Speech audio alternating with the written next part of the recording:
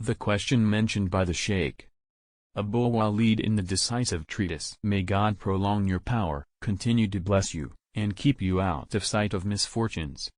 By your superior intelligence and abundant talents you have surpassed many of those who devote their lives to these sciences, and your sure insight has led you to become aware of the difficulty that arises about the eternal, glorious knowledge, on account of its being connected with the things originated by it. It is therefore our obligation, in the interests of truth and of ending your perplexity, to resolve this difficulty, after formulating it, for he who does not know how to tie a knot cannot untie it. The difficulty is compelling, as follows. If all these things were in the knowledge of God the Glorious before they existed, are they in their state of existence, the same, in his knowledge as they were before their existence, or are they in their state of existence other in his knowledge than they were before they existed? If we say that in their state of existence they are other in God's knowledge than they were before they existed, it follows that the eternal knowledge is subject to change, and that when they pass from non-existence to existence, there comes into existence additional knowledge, but that is impossible for the eternal knowledge. If on the other hand we say that the knowledge of them in both states is one and the same, it will be asked, are they in themselves, i.e. the beings which come into existence, the same before they exist as when they exist? The answer will have to be no. In themselves they are not the same before they exist as when they exist, otherwise the existent and the non-existence would be one and the same.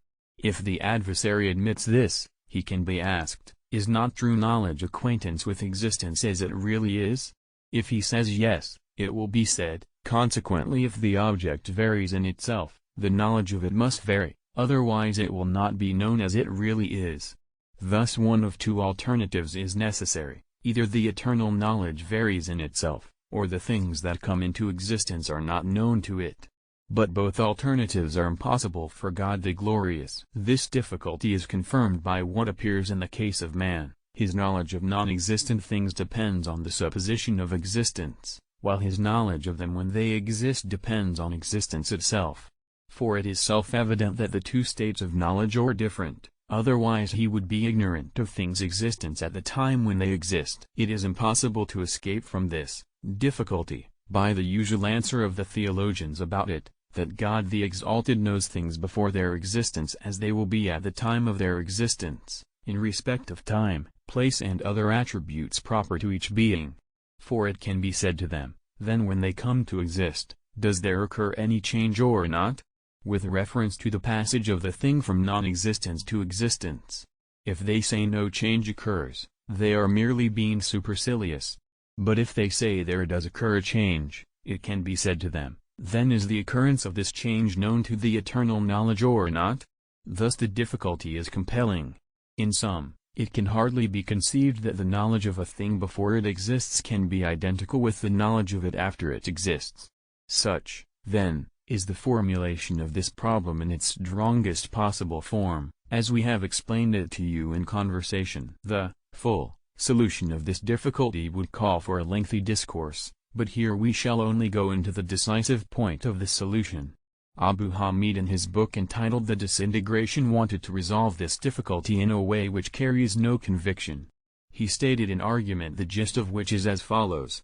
He asserted that knowledge and the object known are related, and as one of two related things may change without the other changing in itself, this is just what seems to happen to things in the knowledge of God the Glorious. They change in themselves, but the knowledge of God the Glorious about them does not change. A parallel case of related things would be if a single column were first on the right of Zaid and then came to be on his left, meanwhile Zaid would not have changed in himself. But this argument is not correct.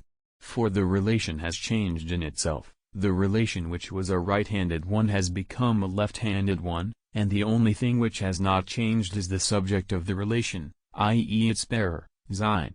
If this is so, and knowledge is the relation itself, it must necessarily change when the object known changes, just as, when the column changes, its position, the relation of the column to Zaid changes, coming to be a left-handed relation after having been a right-handed one. The way to resolve this difficulty, in our opinion, is to recognize that the position of the eternal knowledge with respect to beings is different from the position of originated knowledge with respect to beings, in that the existence of beings is a cause and reason for our knowledge, while the eternal knowledge is a cause and reason for beings.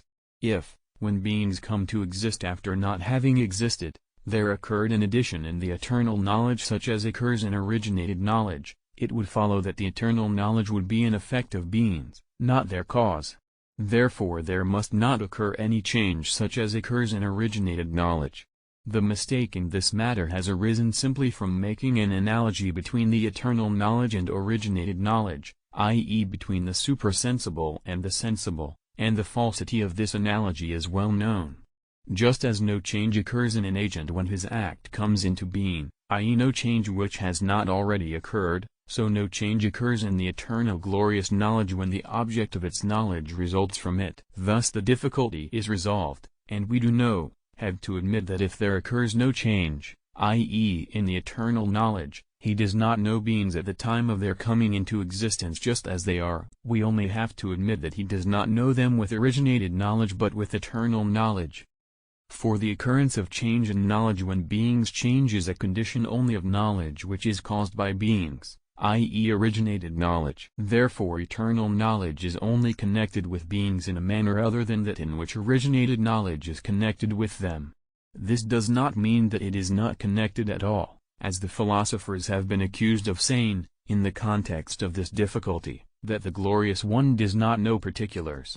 Their position is not what has been imputed to them, rather they hold that he does not know particulars with originated knowledge, the occurrence of which is conditioned by their occurrence, since he is a cause of them, not caused by them as originated knowledge is. This is the furthest extent to which purification, of concepts, ought to be admitted. For demonstration compels the conclusion that he knows things, because their issuing from him is solely due to his knowing, it is not due to his being merely existent or existent with a certain attribute, but to his knowing, as the Exalted has said, does he not know, he who created? He is the penetrating, the omniscient. But demonstration also compels the conclusion that he does not know things with a knowledge of the same character as originated knowledge. Therefore there must be another knowledge of beings which is unqualified, the eternal glorious knowledge. And how is it conceivable that the peripatetic philosophers could have held that the eternal knowledge does not comprehend particulars, when they held that it is the cause of warning in dreams, of revelation, and of other kinds of inspiration? This is the way to resolve this difficulty, as it appears to us, and what has been said is incontestable and indubitable. It is God who helps us to follow the right course and directs us to the truth. Peace on you, with the mercy and blessings of God.